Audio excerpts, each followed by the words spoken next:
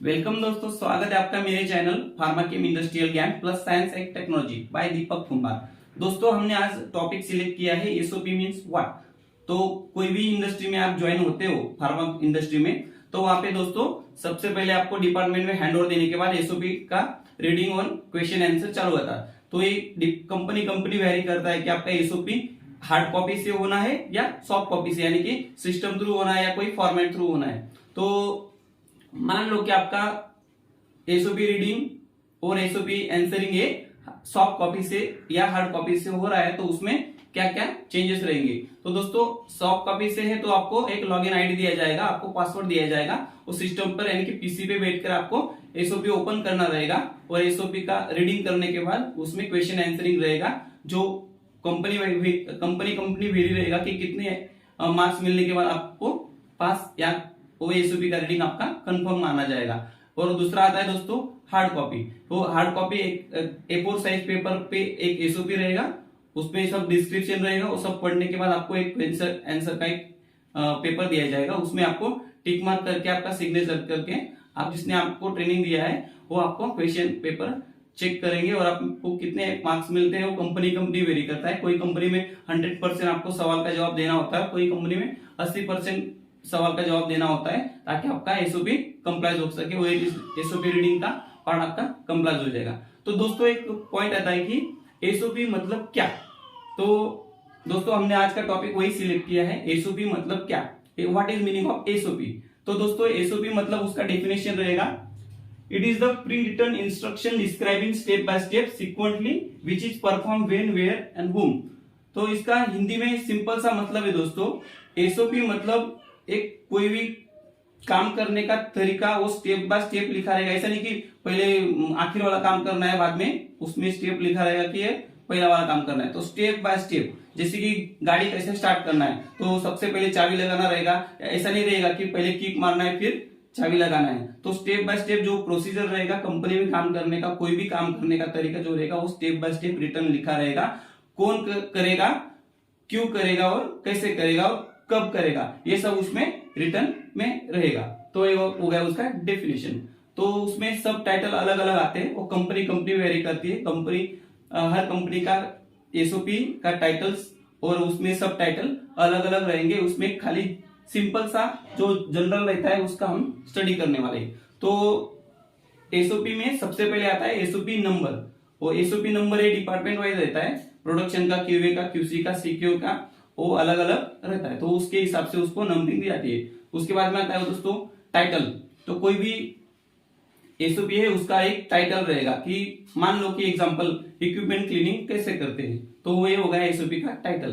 तो उसको बाद सब टाइटल दूसरा आता है स्कोप। उसमें दोस्तों यही रहेगा कि ये जो एसओपी है उसका बेनिफिट क्या रहने वाला है, कौन से पोस्ट के लिए कौन सा बेनिफिट है, कौन से पोस्ट के लिए कौन सा बेनिफिट है, वो सब लिखा रहेगा।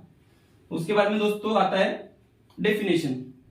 जो हमने ऊपर में बात की वही डेफिनेशन सेम टू सेम, या कोई उसके हिसाब से अगर कंपनी वेरी करता है कौन सा डेफिनेशन उनको देना है, उसके हिसाब से उसमें डेफिनेशन का एक पार्ट रहेगा, ताकि लर्नर को अच्छी तरह से पता चले कि हम क्या लर्निंग कर रहे हैं।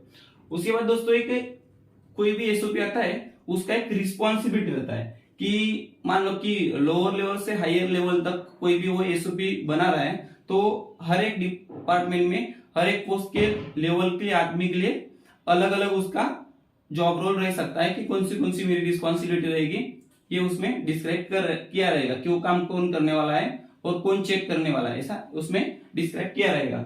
उसके बाद दोस्तों आता है कि एसओपी इंप्लीमेंट करने का रिस्पॉन्सिबिलिटी कैसे रहेगा। तो हर एसओपी इंप्लीमेंट करने का रिस्पॉन्सिबिलिटी उसमें दिया रहेगा कि उस फॉर एग्जाम्पल प्लांट इंचार्ज और एचओडी इसकी रिस्पॉन्सिबिलिटी रहेगी। उसके बाद दोस्तों आता है एसओपी का एक मेन पार्ट, जो जिसमें हमने डेफिनेशन में लिखा है और डेफिनेशन देख लिया हमने कि प्री रिटन प्रोसीजर।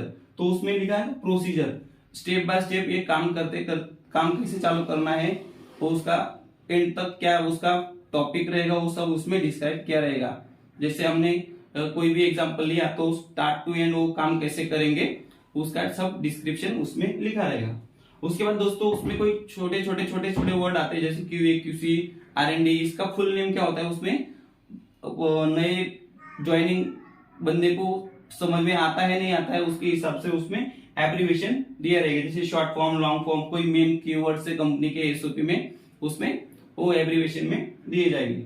उसके बाद दोस्तों आता है एसओपी में एनेक्जर, ये सेकंड लास्ट पार्ट रहता है एसओपी का, एनेक्जर, कि हमने जो एक एसओपी बनाया है उसमें कोई एंट्रीज करने का कोई भी फॉर्मेट अगर उसमें लिखने का ऐसा प्रोविजन दिया है तो उसके लिए कौन सा फॉर्मेट यूज करने का है वो एसओपी में ऑलरेडी डिस्क्राइब किया रहेगा, उसके हिसाब से उसके लॉग बुक रहेंगे या कोई फॉर्मेट रहेगा, इसके लिए उसमें ऑलरेडी एक सैंपल फॉर्म दिया रहता है, उसको एनेक्जर में डिस्क्राइब किया जाता है। उसके बाद दोस्तों एसओपी का लास्ट पार्ट आता है पास्ट हिस्ट्री। तो दोस्तों कोई भी हम एसओपी को आज बना दिया वो ऐसे ही रहेगी ऐसा नहीं है, डे आफ्टर डे उसमें कुछ चेंजेस करना जरूरी है, क्योंकि उसमें कुछ गैप है, कुछ एरर है, कुछ टाइपोग्राफिकल एरर है, वो सब रिपेयरिंग करने के लिए या कुछ अचानक से या कोई कापा की वजह से हमारा एसओपी चेंज करने की जरूरत पड़ी तो उसमें हमको एसओपी रिवाइज करना पड़ता है, उसके हिसाब से रिवीजन नंबर भी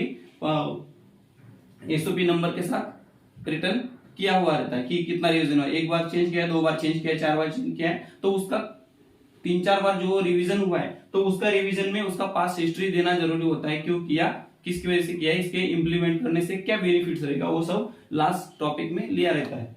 उसके बाद में दोस्तों कंपनी को अगर कुछ और एक एडिशनल इंफॉर्मेशन देनी रहती है वो इफ एनी में लिख सकता है, यहाँ जरूरत नहीं है। तो दोस्तों ये आज का टॉपिक आपको कैसा लगा, ये चैनल को लाइक करें, सब्सक्राइब करें, ताकि आने वीडियो में आपको जल्द से जल्द बना सकूं और आपको मोटिवेट कर सकूं।